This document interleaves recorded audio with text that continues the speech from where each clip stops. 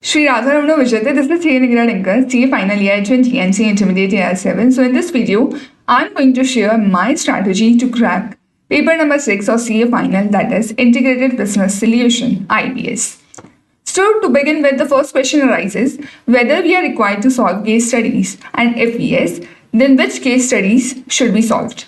So yes, you should solve the case studies, but the number of case studies you should solve, that should be limited, because the main objective of solving the case study is mainly to identify and recognize the paper pattern. So the solving method will just going to ensure that whether you are able to solve the case studies, whether you are able to identify from which subject that question is asked, that in which chapter that topic is covered. So the main objective of attempting the IBS case studies is to identify the paper pattern. So what you should do, that you can start solving IBS case studies either with me. I am solving the IBS case studies on the YouTube now on my channel, and daily I'm trying to upload one case study, so that can help you, because in almost half hour I'm solving one case study, so that you will be able to understand that how you can track the questions from different modules at the same time in that particular period.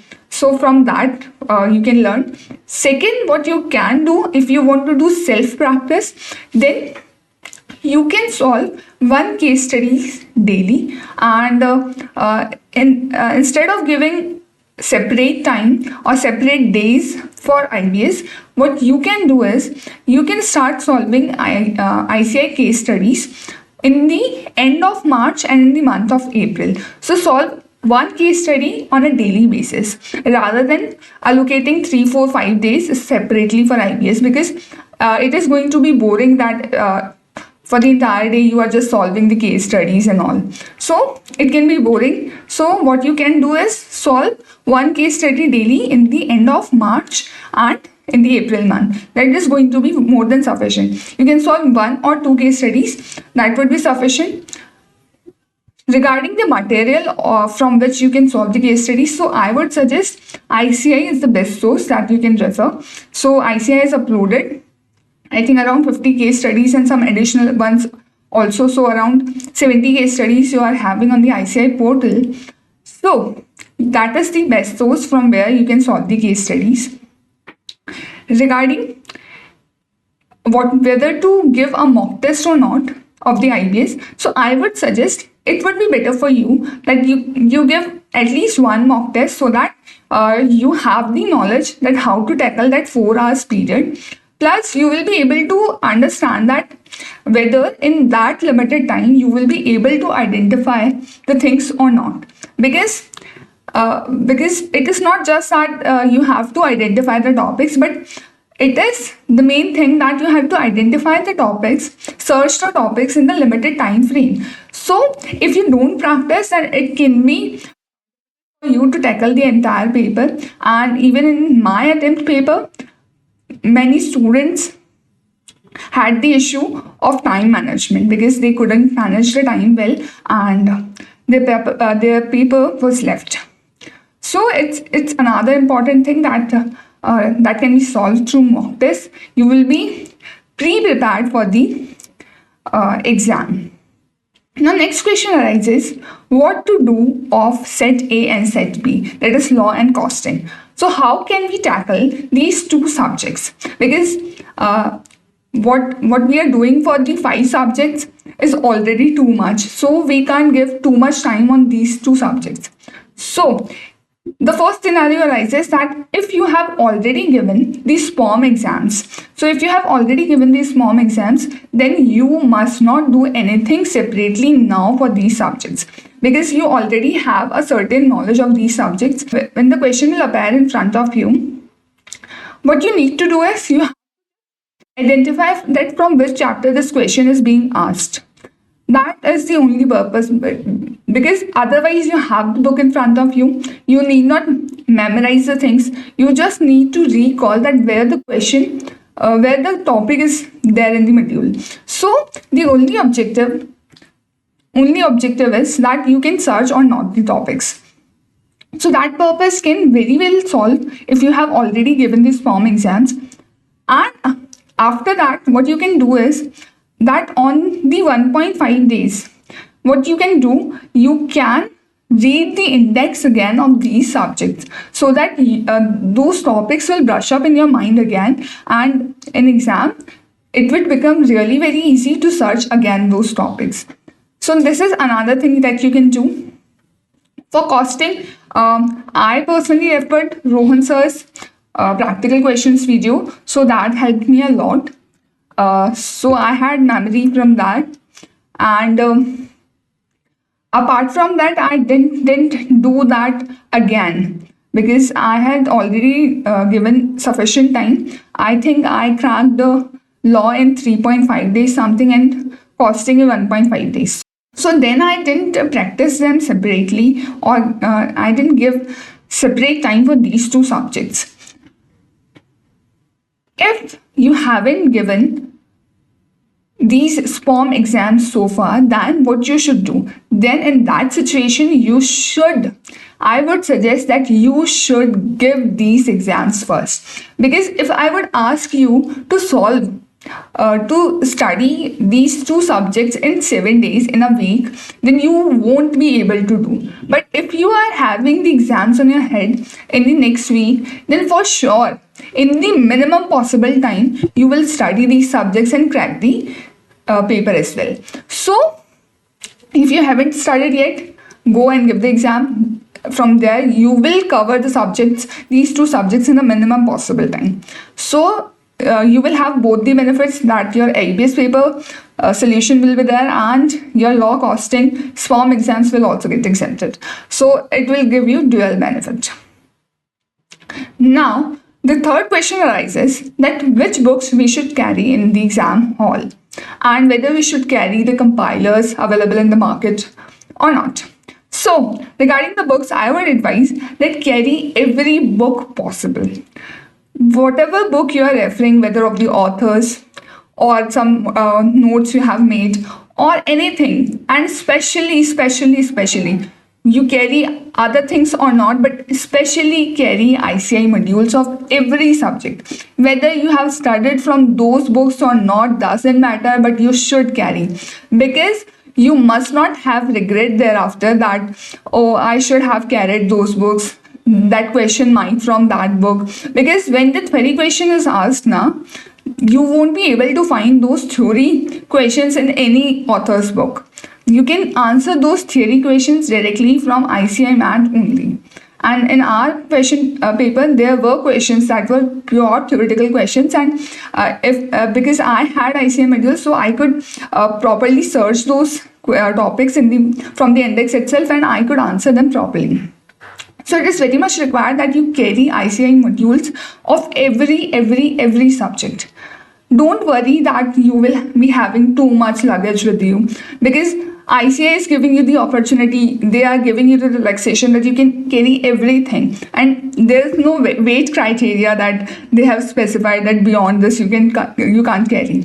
And regarding the problem of carrying it to the exam hall, your table, so at our exam center, they were even so lenient that they allowed even our parents to come with us and at least leave the luggage till our table. So they are giving you all the possible relaxations. So I think you should take benefit of that. Regarding the compilers, so look, they have framed this examination as open book. So there are next to negligible chances that any case study is going to be repeated. But for the safer side, still you want to carry, then you can carry whichever compiler you trust. I won't suggest anyone's. But actually, don't be in the illusion that you are going to get some copy-paste case study from any compiler.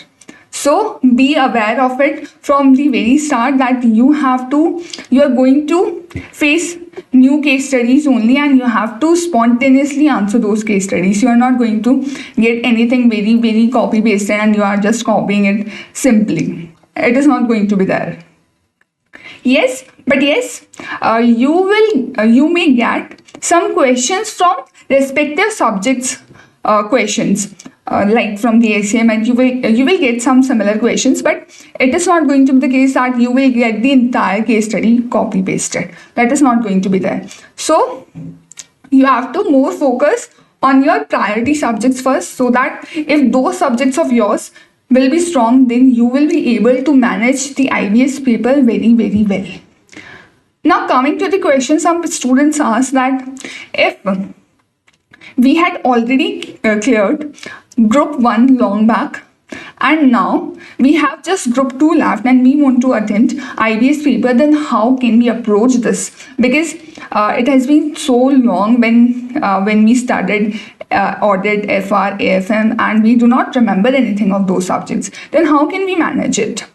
So I would suggest you are going to do DT for sure. So 2 subjects are solved, and law costing I have already told what you need to do. Now coming to the part key, what you can do from the 3 subjects of G1. So first preference of yours should be that you do audit. And doing audit doesn't mean that you have to read the entire syllabus and you have to memorize the things. Just go through the detailed index of audit. That is going to help you a lot. So go through the detailed index of audit and just skim through the topics, so that you have an idea. If the question is asked, you will be in a position to answer. So that is going to help you. Then next preference you can give to AFM, because FR is something like ocean, so you can't cover that, and probably if it has been so long since you cleared, then probably the course has changed, because now Indians are there in the course. So for that purpose you may focus on AFM, because that's comparatively smaller and easier, and in that also you can pick some small chapters which can be more scoring and easier as well. So that is going to help as well. Remaining, what you can do is, again, index is going to help you the most.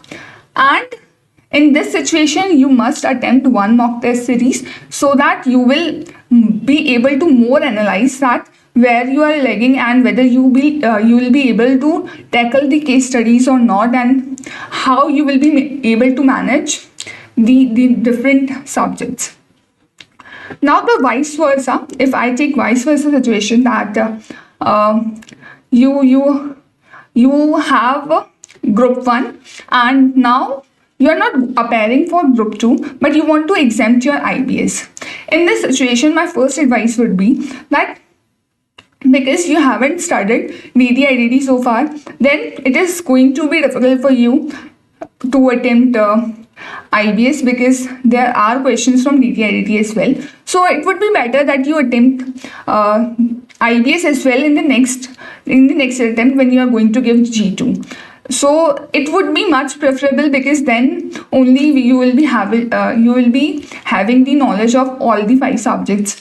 So it would be much preferable at that time that you give the exams then. But still, if you want to give your exams now only, then I would suggest that what you can do is, you have to give your exams based on G1 subjects and law and costing, because DT and IDT are not such subjects which you can totally rely on the index, nor these are subjects that you give some 3-5 days and you will be able to get through the basics even, and you can even skim through these subjects. So giving specific time for exempting IBS in these subjects is not going to be beneficial for you. So I would suggest either give these subjects with DT IDT, or just rely on the remaining 5 subjects more and try to clear these subjects. And again, in this situation also, try to attempt mock tests, so that you will be able to analyze that whether you will be able to cross that benchmark of exemption. Now, how to manage the time in exam? So we get 4 hours plus 15 minutes reading time. Firstly, if I talk about the 15 minutes reading time, what you need to do is you must identify that which case study you have to leave. Which case study you have to leave. So we get 5 case studies and one you can skip. So you have to attempt total 4 case studies. So decide in the very 15 minutes that which case study you are going to leave. How you can decide this? Firstly, read all the descriptive questions. Firstly, read descriptive questions of all the case studies, from where you will get to know that from which case study you are going to know all the descriptive answers and from which you are getting lesser recall. So from there you can understand that which case study to leave. And in case, which is a very less probability scenario, but still in case that you know descriptive answers of all the case studies, then on in that situation you can decide based on the MCQs that in which case study you are getting the lesser number of MCQs right. Now regarding the next 4 hours, so you have to attempt 4 case studies and you have 4 hours, which means you have 1 hour for each case study. Now you have to abide by this 1 hour time period. So you must complete every case study in 1 hour each. You must not exceed your time limit. Because if you will exceed time limit in one question, there are going to be high probability that your paper is going to be left. So it is essential that you abide by the time. Now, regarding the specific bifurcation of this 1 hour as well, so I would say that attempt all the MCQs in around 20-25 minutes. You can attempt easily all the MCQs in at least I would say there are 5 MCQs, so much on higher side what you can take. 20 minutes I believe is very sufficient, so take 20 minutes in case you get too much time, because sometimes MCQs are entire question. So in that case you can take 25 minutes, but maximum side I would suggest 20 minutes. And then you will have 3 questions, descriptive questions. In that also give I would say you will be having 40 minutes each, so 15 minutes something. So 15 minutes something in each question, and adjusting in a way that it goes to 40 minutes, or in a way that you solve all the MCQs in 15 minutes and then giving 15 minutes each for each descriptive question. So this could be another strategy. So in this way you can manage your time very well. And now how to approach case study in the exam hall. So for that I would suggest what you need to do is firstly identify the right case study which you are going to do at the first, because picking a wrong case study at the start can mess up your entire paper. So don't do that mistake, because in our attempt most of the people attempted first question and it was comparatively difficult. So don't do this mistake. Analyze properly and utilize those 15 minutes crucially. In our attempt we were in a chill mode, so because we were expecting that something like May 24 paper is going to come in our attempt as well, but something tragic happened with us. Anyways, so you are already aware of such circumstances that ICI can play with you, so be aware of it. And what you need to do is crucially utilize your 15 minutes and decide which case study you should pick first. Pick the easiest case study. Then what you need to do is identify which subjects question are being asked in the case study. Take all those subject respective modules in front of your desk and start solving the descriptive questions and then simultaneously the MCQs. I used to prefer to solve the MCQs first and then the descriptive part. But whatsoever, after giving the mock test, you will realize that which approach is suiting you the most. So decide based on that. And in this way, you can attempt your paper nicely. Plus, if you need to know that how you can solve exactly the case studies, then as I said, I'm uploading videos on my channel, so you can check out those videos and you will get to know so many insights that are really going to help you in your exams. So let me know, was this video useful for you or not? And if you have any questions still, so feel free to ask. I'll answer those questions as well. And also let me know that whether you are going to score exemption in IBS or not. So that's all for this video. Radha Krishna.